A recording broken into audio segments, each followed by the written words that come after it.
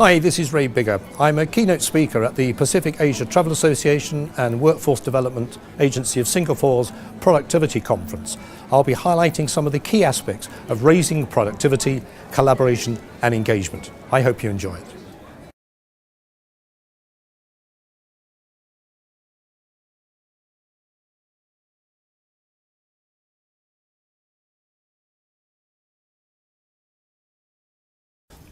Gentleman on the left, I know he looks like me, but he's not. That's Howard Webb. Howard Webb refereed the 2010 World Cup final, did an extraordinarily good job. After every game, that was the number of coaching sessions that I had with the assessing system. And so across the season, that's the number of hours of coaching for refereeing. I bet you if I asked anybody now how many in this room gets over 100 hours of coaching across 9 months, I'll guarantee the answer will be limited. Coaching is a vitally important part from my career as a refereeing, and in business it's even more crucial. And it's an area where managers have not had anywhere near, if any, coaching. It's still tell and ask. Coaching is all about ask, for reasons I'll explain a little bit later. Just to give you a quick, this gives you where the technology comes in for productivity. There's a digital record kept of every game. So I can go back into a record and see at any moment in that game how far away I was from every decision that I gave. Can you imagine at 5 o'clock in your offices you could go and have a look at a scan of everything you'd done at that day, and it will give you a printout as to how close you were to the decision. Did you have the right information? Did you treat people properly? Did you give enough time? Did you bring enough people into that decision-making progress? You haven't got it. As a referee, we did. That was hugely important in terms of improving fitness, positioning, decision-making, mental. Most of refereeing is mental. I don't mean you are an idiot to do it, but some people would say you're an idiot to do it.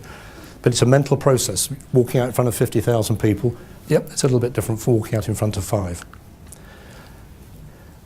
This is what he said in his commencement speech in 2005. It's been all over the web in the last 3 weeks. That's what he said. And that's what he also said. I think it's true. I think he's absolutely true. Peter Drucker actually said, put those two together, and you really have a very powerful combination. But how many companies really grasp that fact? We're not talking about good work, average work. We're talking about great work. When you shut that office door in the evening, you feel really, really good. How many of you, when you shut the office door, leave the office in the evening? Well, if you work till night, you might leave in the morning, but and you feel really great about what you've achieved. Now, the body language kind of. We communicate 60% of our time through body language, so you didn't have to say anything. Just look. Heads went down, shoulders went. A meeting. This is what Fairmont spoke about very quickly. How many of you are going to a meeting this afternoon? A meeting defined as more than 2 people talking face-to-face webinar. How many are going to a meeting this afternoon? Okay. How many of you are going to a meeting this week? At least one meeting this week. Yeah. On a scale of 1 to 10, how effective, desired outcome, how effective do you think your meetings are? Defined as you achieve 95% of your desired outcomes. On a scale of 1 to 10, how many is at a 10? Who's at a 1? I had a couple, but don't worry. Okay. Who's probably at a 3 or a 4? The height of the arm is in direct proportion to the confidence in the answer. Okay? The average response that we get from clients is 5. 5. And even then they'll say, well, we kind of think it's actually not as good as that. 50% of their meetings are ineffective. If your sales team was 50% effective, what would you be saying? The others. And even other companies have done this. There's one from Microsoft.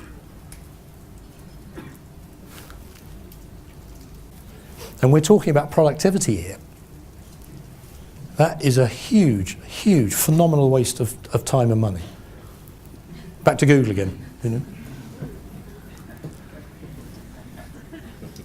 But this is where people talk about productivity and then don't step behind it and see what's involved. I mean, these are real figures. These are research figures. They're not made up to try and prove a point. They're out there. And if we were having a coffee outside one-on-one, you'll probably say, you're absolutely right. Ours are used. Well, one guy says, ours, he was American. He said, Ray, I've got to tell you, ours suck totally. Okay? Apart from that, what are they like? So they were pretty lousy. These are just some figures. I'm not going to walk them through. Just the last one. The last one. Meetings are all about making decisions, or should be. I want you to walk this through with me. Okay, this lady's name is Kathy. What's her name? Okay, can we get her name is? Kathy. Well done. Right, now, top right-hand corner. Kathy works in what American city? What American city, Nam? Right. Who does she work for? Okay, how long has she been with City? And what does she do? Great. Bottom right-hand corner, she's married to? Which nationality is he? What does he do? And how much does he earn a month? Great, okay. Now they live, the middle to the right, they live where? On which floor of the apartment block? And what's the rent they're paying? Okay, they have top left now, 2 animals. Do you know what they're called? They've also got 2 children. They probably get them mixed up from time to time, but don't we all? So the 2 children, and their names are? Okay, what are their hobbies? Okay, and they drive 2 cars. What are the cars? Okay.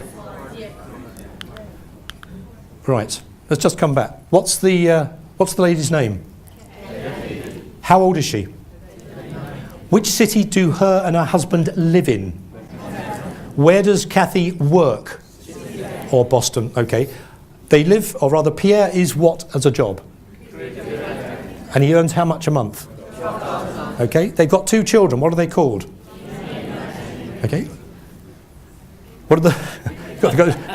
I'll excuse you, you got the dogs and the kids mixed up. But see, it happened. I kind of set you up for that. I did say you will mix the dogs and the kids up, but don't worry about that. What cars do they drive? Okay, and what are their hobbies? Right, so what happened? So what happened? What do you think that percentage of recall was? 85%. You hadn't seen that before. Nobody had been set up. Nobody had been primed. Now, normally, you'd have seen that information like that. Exactly the same information. Factually accurate, readable information. The recall on that, if I'd shown you that, would have been about 20%. So this is the sorts of thing. I mentioned about the purpose already. There's a little model that we use, very, very simple. It looks at these 7 aspects. The purpose we've already, people have got a purpose for their job. They've got an identity in their job. They're recognised for what they do. Your values are the same as the company values. Now, people working in a bank at the moment, their values might very well clash with the bank's commercial values. And I'm being serious here. I know the banks have had some real major PR problems over the last 3 years. But people have left banks because they can't put up with that type of valueless environment in which they're working. The next one is the beliefs. Well, what do you believe that you can do? The 4th one, or the 5th one, how much knowledge, how much extra training? And a lot of you in the presentations this morning went about learning and development. How much training do you need? Real training, effective training, targeted training to do your job that much better. Next week, next month, next year on an ongoing basis. And what's the environment that you live in, or rather the environment that you work in? A great office design. The 2 best I've seen, and probably there are others, the 2 best I've seen in Singapore is Diageo, the drinks company, and Pan Pacific out at Novena. Went there for meetings and wow, this must be a nice place to work. So these things need to be aligned. If people haven't got a sense of purpose and their values are out of line, there's no way you're going to get people being productive. It's not going to happen. I'm not going to go through this in detail. This is just a tool that's available to you, which it just gives you an idea of what impact your personality has as you as an individual on the team and how the team functions. It's not threatening. There's no right or wrong, good or fail, or good or bad, pass or fail, black or white. It is what it is. And when you look at the feedback, you can see where there are clusters. And if you get a situation where there's somebody, bottom right-hand corner, is in that ENTJ box on his or her own, invariably say to that person, is that how you feel in the team? 9 times out of 10, yes, I do. I don't get asked. I'm not that much I don't like to put my hand up, so I'm not asked. People don't do it intentionally. They're just not aware of what they're doing. And there's another one there, which is Herman Brain thinking styles. The whole thing about this is you need in your team a balance. You need a team of left brain thinkers, right brain thinkers, people who love detail, people who love big picture, people who make decisions based on data, people who make decisions based on people. It'll take you a lot longer to get on when you've got a diversified group, but the outcome and the productivity will be more robust, I can assure you. Teams work with these tools all the time, but still more people need to get hold of these tools to help them achieve the productivity that they're looking for. Then these are some of the applications. So how a blue thinker thinks about strategic, how a green thinker thinks about strategic. You need those people in the team.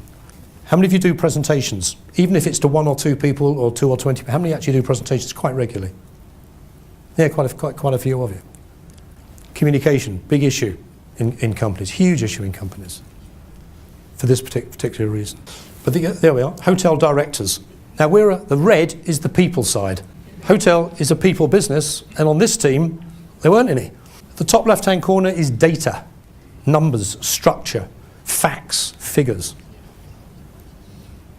Now, that in itself is okay if whoever the directors are compensate for the shortage in the other colours by either seconding people to the team so there's got a balance. This is where politics, of course, comes in.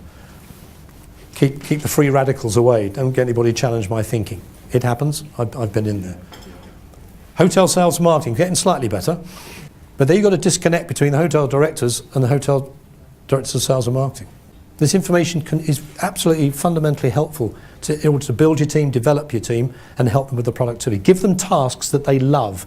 Give them tasks to Steve Jobs that they can do great work. And I mean great work. Don't accept anything less than great as the norm. That's the fundamentals of the beginning of good leadership. Right, this is the process to help you. This is the process. So I can make the slide available to you. You get 6 or 7 people, 10 people in a room, and you ask them to work on a project. Yeah, 10 people in a room. How many people do you think contribute to that discussion on productivity? 15 people in a room. How many people will probably contribute to that discussion? 2?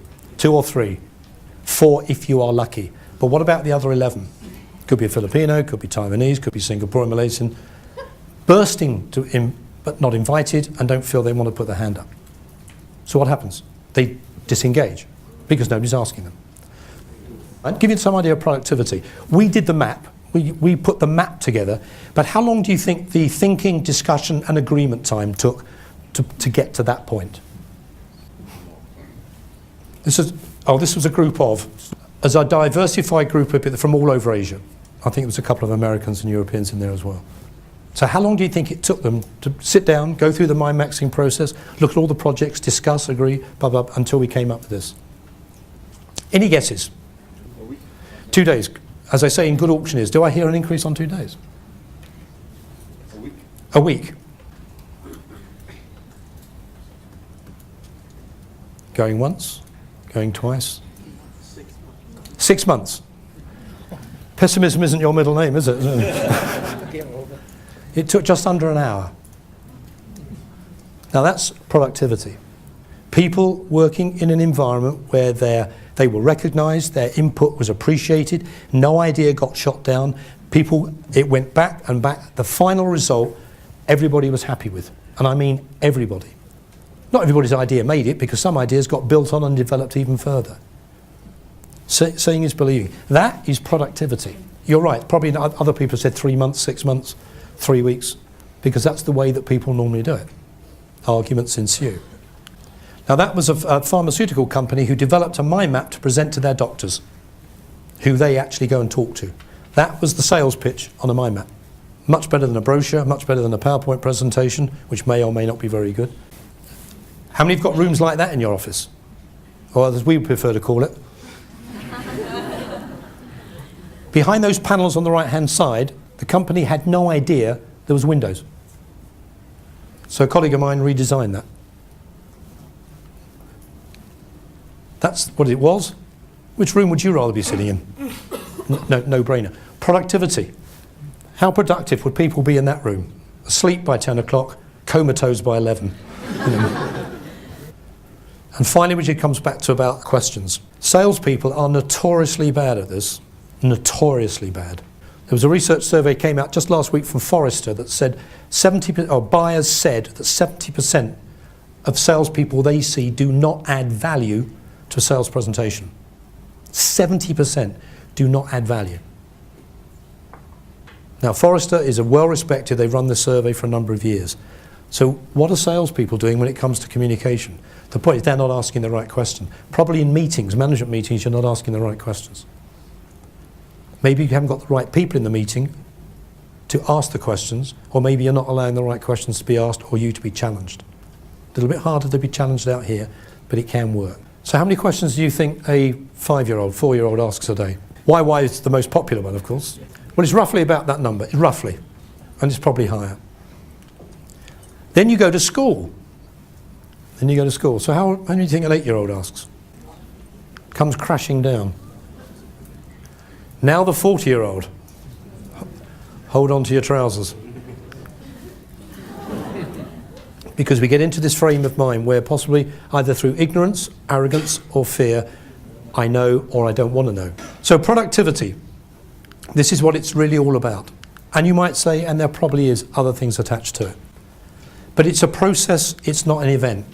You can't just pick it up and put it down. You start it, you transform whatever you're doing, and you transform and transform and transform and transform. It's a continuous circle. And I was referring, even off-season, when we finished in May and start again in August, I continued the training through the summer. Just kept it going. You couldn't afford to drop off the schedule.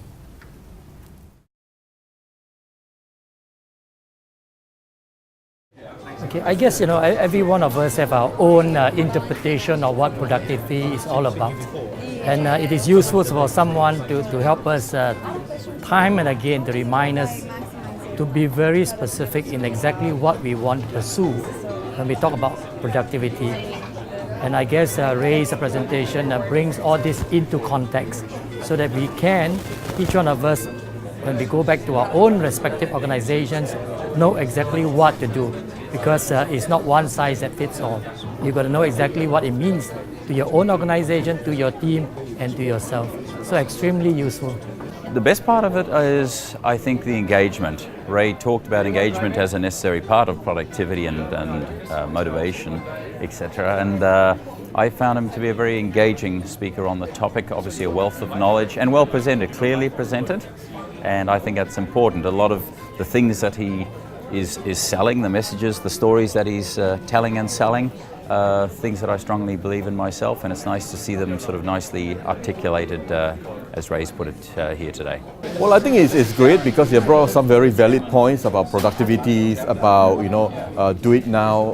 It's just not a fashion statement, but continuing it. And also very importantly is the sustainability of productivity. It's not a one-off thing that we organizations should be embark on, but I think it's an ongoing process and continuing with people. So I think he's brought us some very valid points, which is really good. Well, I hope you've enjoyed the highlights, and I hope you found something thought-provoking and useful. If you'd like some more information, please sign up for the newsletter, which you'll be able to do so on this website. Thank you very much.